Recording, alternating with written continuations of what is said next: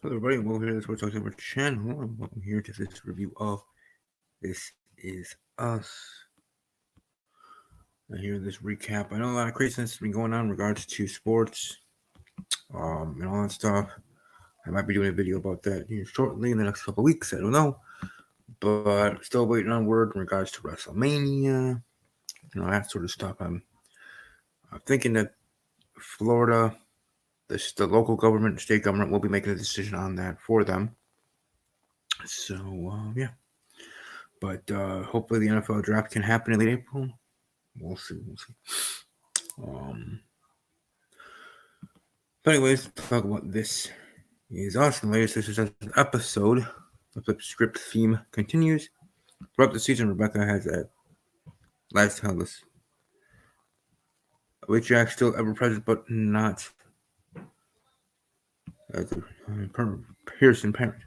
Kevin has gone from an arrogant, hot mess addict, doing well in recovery and truly striving to be his best self. And Randall's established image of near perfection has been challenged by his action and given more backstory. And I shall elaborate on the above as we get into the thick of things, but first a quick synopsis of the episode's actual plot. Titled New York, New York, New York. It's of course about the Pearsons visiting New York City. During the preteen Big Three era, they spent a day there before going to Randall's debate tournament upstate. In the college-aged era, Rebecca, Randall, and Beth visit to see Kevin's acting showcase. In the present, elderly Rebecca and adult Kevin and Randall attend Kevin's movie premiere. The three visits have in common Rebecca and the Metropolitan Museum of Art. This connection is first established via the opening scene of a young girl staring at something in an art gallery, and it gradually becomes clear it's a young Rebecca in the Met. For the Pearsons' preteen New York City adventure, everyone's first time there except Rebecca, the kids each get to pick one thing to do. Inspired by Home Alone 2, Kevin picks up a toy store, Randall picks up a museum of natural history, and Kate wants to drink tea in a fancy hotel like children's book character. Rebecca wants to go to the Met. Jack doesn't know his choice yet. Rebecca reminisces about going to the city with her parents as a child. Her dad made it feel magical because he knew everything about the city. She and her mother called it Dad's City.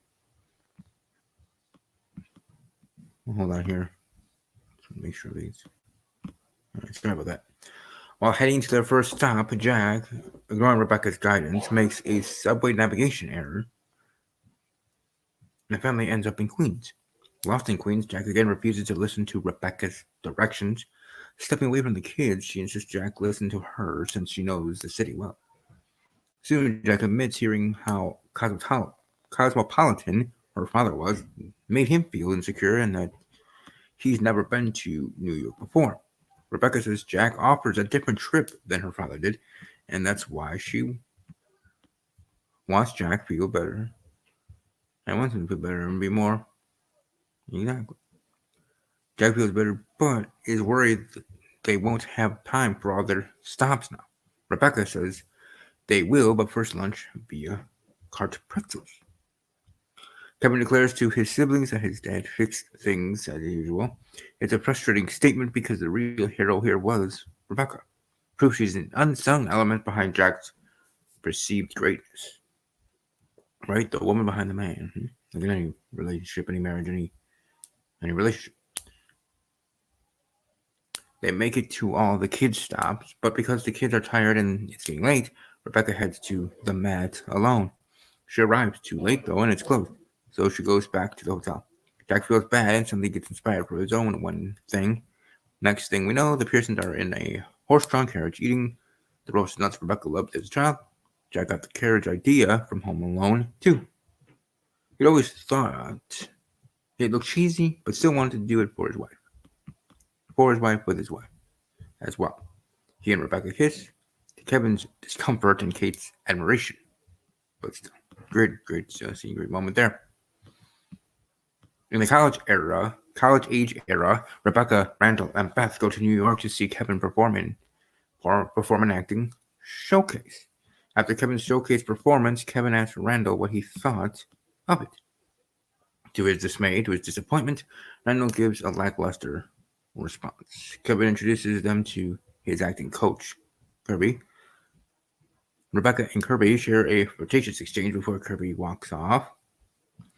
At a celebratory dinner where all the showcase participants have gathered, Kevin orders food for the family, but Randall claims Rebecca wants something else. Beth breaks the resulting tension by asking Sophie about New York. When Sophie mentions Kevin studying his craft, Randall rolls his eyes. Kevin then invites Kirby to join them. Kevin talks about Kirby being a musician and his mom being a singer. Playing into the obvious setup, Kirby and Rebecca again flirt, but upon becoming aware of her flirting, Rebecca suddenly excuses herself, insisting that she must go to the Met. Kirby excuses himself as well. Randall then bugs out at Kevin for trying to set up Rebecca. He insists she isn't ready to date just a year after losing Jack. Kevin says Rebecca is a grown woman and Randall can't be worried about her forever. He adds that Jack would want Rebecca to be happy, which I saw myself agree actually. Randall insists he knows Rebecca's mindset better because he's there for her, unlike Kevin. Like, damn.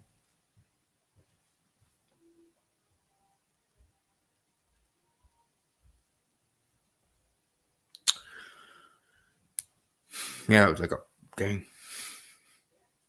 He takes another jab at Kevin's acting career, making it clear he thinks it's a joke. Meanwhile, Kirby finds Rebecca struggling to hail a cab. They end up talking about Kevin's setup attempt, then about Jack's death, Kirby's divorce, and how they and their kids should feel about moving on. Rebecca thinks she had loved ones and now should be happy with just her kids. Rebecca invites Kirby to join her at the Met. He accepts gladly, but suggests they walk through the park to get there. Rebecca agrees.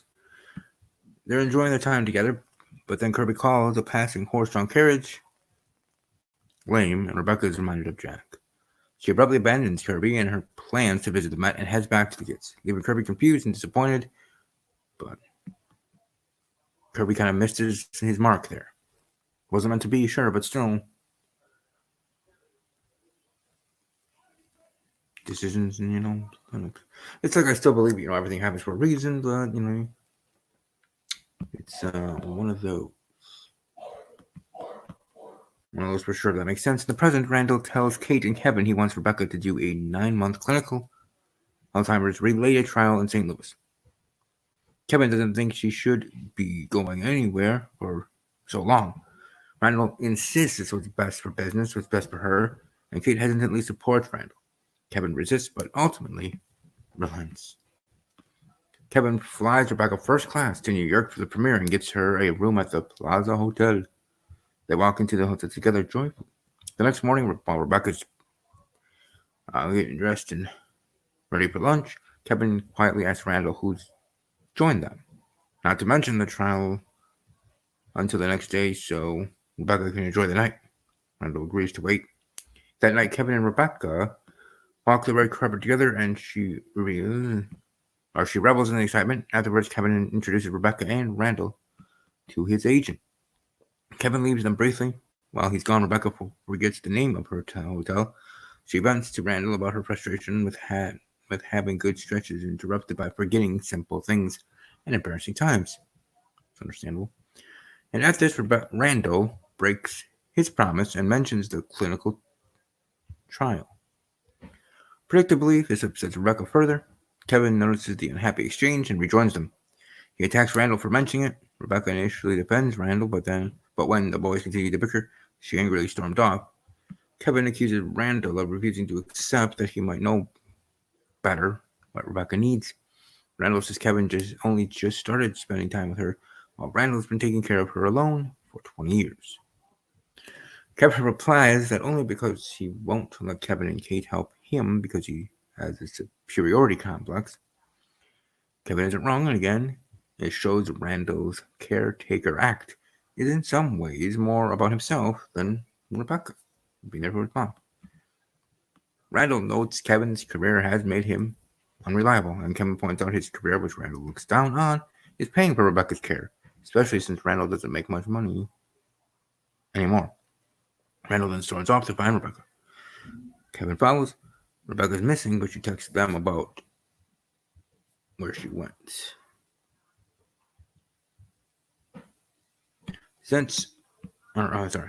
She's in the Met, right? And as Kevin and Randall arrive to find her, there are flashbacks of the little girl in the museum staring at something. When the boy finds Rebecca, she's staring at a painting of a woman in a black dress. Rebecca tells them that once, when she was a child, she saw a woman staring at this painting. Young Rebecca stared at the woman, staring at the painting, and vowed to return to the museum as an adult so she could look at the painting and see what the woman saw. That's why Rebecca was disappointed she couldn't go to the Met during those other trips. My life has been full of next times, she says. With that realization and knowing her days are numbered, she doesn't want to do the trial because she wants to spend all her remaining time with her family. The boys accept this decision, though Randall does so quite reluctantly. They then join her in staring at the painting. And from there, it cuts to Randall saying goodbye to Kevin. Randall says he spent the last 20 years wondering if he could have saved Jack, and now Kevin's ruined his chance to save their mother. Kevin lovingly assures him that he couldn't have saved Jack. Randall asks if Kevin ever wonders what life would have been like if Jack survived. Kevin doesn't. Randall does constantly, and Randall's clearly not never gotten over losing Jack, which I understand.